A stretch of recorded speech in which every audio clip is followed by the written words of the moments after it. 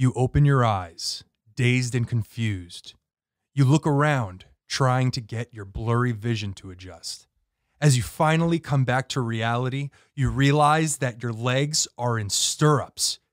It's a gynecologist chair. Then you realize it. Your arms and legs are strapped down. You're unable to move a muscle.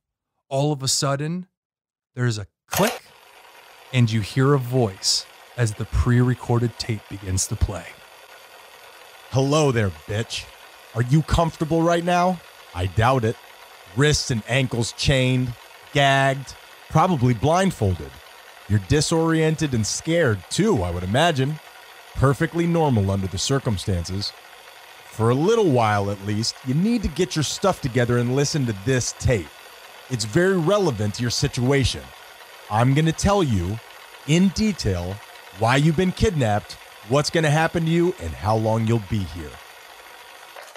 Now, that is a terrifying way to come to consciousness in any situation. The thing about this is that it's a true story. Yeah. You definitely do not want to wake up dazed and confused ever. Well, it's happened to us. It's not an ideal situation. Correct. If you do wake up and you're in a gynecologist chair, strapped down, you're you're in for a world of hurt. Well, this is Tyler's video. We switch off on how we're doing these, editing them, writing them, that thing.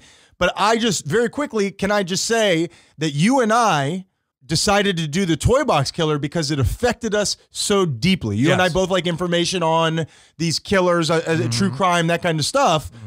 This one really bothered you and me. Well, a lot of people don't know is there's a lot of serial killers out there that do it due to the urge, but they actually don't like doing it. They do it because they feel that they have to, but they hate themselves because of it. Jeffrey Dahmer comes to mind. Jeffrey Dahmer was a very famous one. He had to get really, really drunk to do it. Yep. David Parker Ray, the Toy Box Killer, this was his fantasy that he lived out. He loved every aspect of the psychological trauma. BTK, Golden State Killer, them where your terror is the sexual turn on. Yeah, BTK would wait in people's closets for hours and would get off on the thrill of the I guess the hunt. Knowing that the fear was coming. Golden State Killer would break into people's houses and plant things and then re-break into their houses and have a woman found a rope under her couch cushion.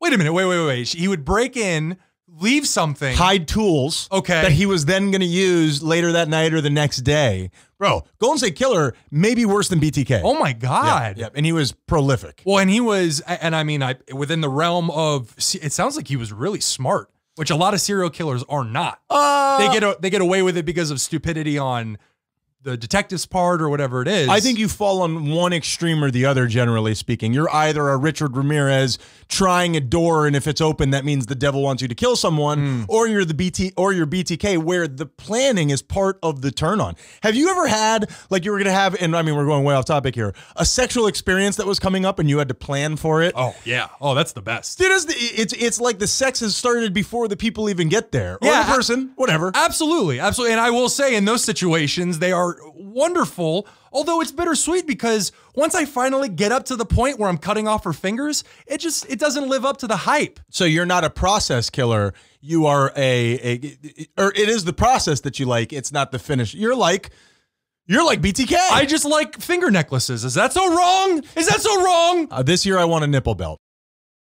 Sheer panic grips you as adrenaline begins to course through your veins. Your heart feels like it's going to burst through your chest.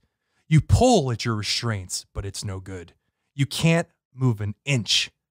The tape continues to play.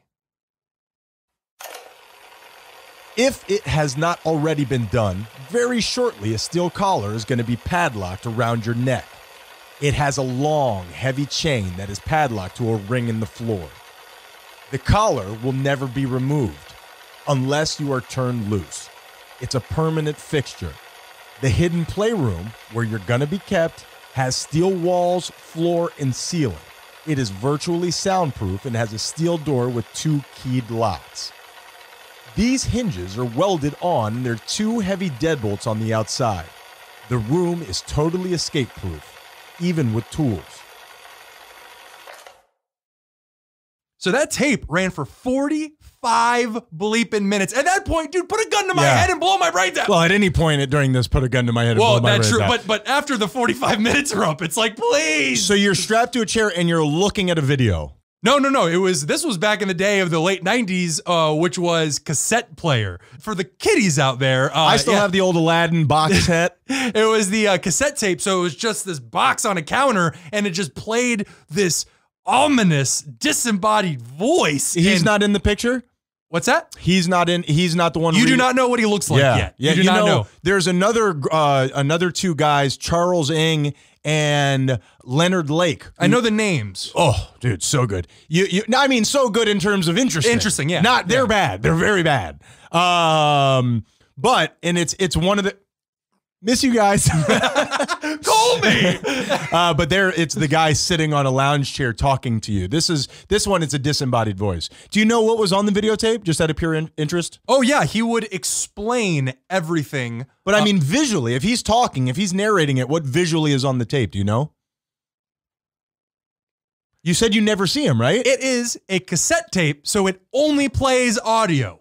Please forgive me. When you said cassette tape, I'm thinking like an old VHS. Cassette meaning only audio, so it's just the guy's voice. Your mind is racing. You think to yourself, this can't be real. Things like this don't happen. That's when you finally become aware of your surroundings. Around you, covering almost every surface, are what seem like endless amounts of tools and sex toys, torture devices, electrodes, and many sharp objects. And still, the voice continues. The second day, after you get totally familiar with the rules and procedures, we're going to get down to the nitty-gritty. A lot of it will not be very pleasant for you, but you might as well get used to it because it's going to be like that for a while. Eventually, things will settle down for a little. Then, just take it day by day. Now, can I ask you, could you describe to me what it looks like in there? So it's a trailer, right? It's a personal trailer that he had next to his house. And this is it was in New Mexico. Where people have a lot of land. There's a lot of land. Yeah. You don't have neighbors. Yeah. Your neighbors are miles away. Well, you guys haven't even filled up Old Mexico yet, and you want a New Mexico. This is the problem with society nowadays. I think there's Tyler. a boundary issue there, a grandfathering in, if you will. It's the Baja Man. That's geographic humor right there. Yeah, so it was a personal trailer, and I will have a photo of the trailer up so you guys can see this. As a matter of fact, put the trailer up right here just so you can get a look at it. I was going to say, don't show the whole thing. Just give me a trailer of the trailer. No. This is the outside of the trailer, and it looks just like any old trailer. Right. As you can see. Now, when you walk inside, out of everything that's happening around you, the very first thing you noticed, of course, is that gynecologist chair. It's like right in the middle, right? It is the piece de resistance, the stage, and everything else is the audience. Yeah, I understand. So it's parked right there. As a matter of fact, and I'm sorry to do this to you guys, go ahead and put up a photo of the gynecologist chair. Look, I mean, you could tell demons have been summoned out of this thing. I feel like that about any gynecologist chair. That's fair. That's fair. Are you in there? In there. Yes, I am. 45 minutes have passed. Unable to move, alone, afraid, knowing absolutely nothing of your situation except that you're in mortal danger. The voice finally begins to wrap up with a final paragraph. Well, I believe I've told you about everything that I can. I cannot predict the future. I can't predict changes of procedure. But if this tape is being played for you, I have to assume that it is still reasonably accurate. And I can only give you advice. Be smart and be a survivor. Don't ever scream. Don't talk without permission. Be very quiet. Be docile and obedient. And by all means, show proper respect. Now, I even have in here, just like side notes towards the end, just to mention that David Parker Ray, the toy box killer, he was DPR. He was. How does that help me in any way? He had DSL. And he used UPS. A little bit. Are you helping me? Is this you helping me? N-O exclamation point. Okay. He was abandoned by his parents, which, I mean, abandoning by your parents, that doesn't do anything to anybody. Come on. That's what he gets. They probably knew what was coming. So he was abandoned by his parents, and he lived with his overbearing grandfather Always or grandparents, good. Always which good. is terrible. Very, very religious. Very religious. Now, do you know anything about his grandmother? Because a lot of these guys, it's the overbearing woman that will set it in on you. Yeah, no, they focus primarily on the grandfather. Okay. I think I don't know this for certain, but I think the way that household worked was that it was a patriarchal house where I think the grandfather was the iron fist, real fire and brimstone. Oh yeah, real that old religious type where it's like if you sin, you're brimstone up your. Yeah, could you guys knock it off with that? You're making everybody else look really bad. I know. Visits from his father, that one that abandoned him. Yeah. Would come by, alcoholic father, abandon him, would swing by sometimes and leave him with magazines of hardcore BDSM bondage type stuff. He just wanted to make sure he didn't turn out David Parker gay. That was pretty good, actually.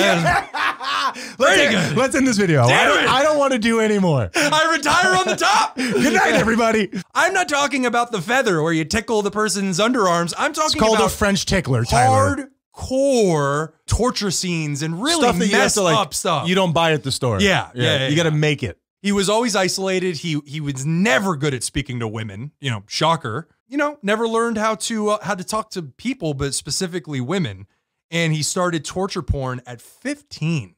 Huh. 15. Yeah. Well, is when he started. Listen, dude. With the internet nowadays, we might start seeing a lot more of these because people are going to have a lot of access to porn that they probably don't even want, but they're so young they don't, or maybe they do want. I don't want the porn, but it forces itself on me. You think I wear this suit because I like it? No. He never takes it off. How many people have just been finished up with some porn and then been like, oh no, is this what I'm into? Yeah. Yep. Stop the noises. Mm-hmm. And I truly believe that's what repressed people think. Like if I see a penis, it's all going to come out of me and I don't want to see what the end of that rope looks like. I don't want to see how far down it goes. You just use some really disturbing... Figurative rope! Figurative rope! You just use some disturbing analogies. That's a peek into what I like. Just shooting webs. Just pull the rope already. Jeez, don't be delicate. Stop putting it in. Tug on it. All right, please, move forward. And I think... Oh, you didn't think I would be clamoring for more David Parker Ray by the end of this? I think the worst... I saved the worst for last. I think the worst detail of this horrendous story... I think you and I think it's the same thing. Horrendous story is that he would say this in the 45-minute tape, that he's going to bring the women into his living room, bend them over this wooden contraption that holds you down. Turn them into a coffee table, bent basically. over, yep, with your butt up in the air, and then he would rub dog pheromones all over her and would let his 3 huge dogs, German Shepherds, have their way with the victims. Now this was in the middle, if I'm in the middle of like a party, right? Like he would invite friends over. People over. So this is back in the day when some of this stuff was happening where people, it wasn't the internet, it wasn't the dark web. You would literally meet these people and you would like trade cassette tapes of like you and your wife having sex or whatever sort of shit you were into. You had to make your own internet with your friends. You're exactly right. You're one page at a time. You were exactly right. And then and so he found other people that were in on this stuff, dude. May I ask you a question? New Mexico, what the hell are you guys doing over there? Yeah, honestly, I mean, that dog thing sounds rough. Is he looking? Too soon. Is he looking? It was 99, bro. Yeah. That was like yesterday. Well, it's actually 23 years ago. Get your shit together, ladies. 22? I mean, men. 21? Everybody. 21. That's right. This is 2020. 21. And that is David Parker Ray, guys. And I think his signature move at the end, like we're going to do to you guys soon, is he would mix a concoction of drugs together, inject the women, and would release them, and they would have no memory of the interaction.